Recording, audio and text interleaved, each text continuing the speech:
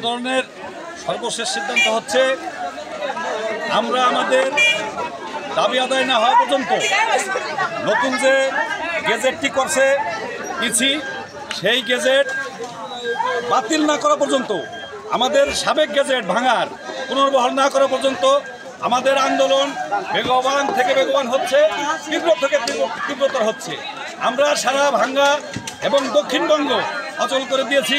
প্রয়োজন হলে আমরা এই যারা অনভিজ্ঞ প্রশাসন, যারাই জানে যে ভাঙ্গার সীমারেখা 2টি ইউনিয়ন পৌরসভা সংলগ্ন, তারা সেই 2টি ইউনিয়নকে সেই সালতা আমাদের এখান থেকে প্রায় 40-50 কিলোমিটার 80-90 টাকা ভাড়া সেখানে কর্তন করে।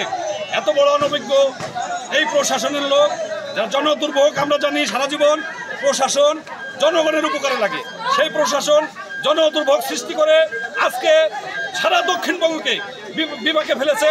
আমরা সবিনয় অনুরোধ করছি এই প্রশাসনকে যথাযথভাবে ভাঙ্গাকে পুনর্বহাল করে ভাঙ্গার গেজেটকে আমাদের দাবি দেওয়াকে মেনে নিয়ে জনদুর্ভোগ এড়াতে আমরা শান্তিপ্রিয়ভাবে আমরা ঘরে ফিরে যেতে চাই। এই বলে আমার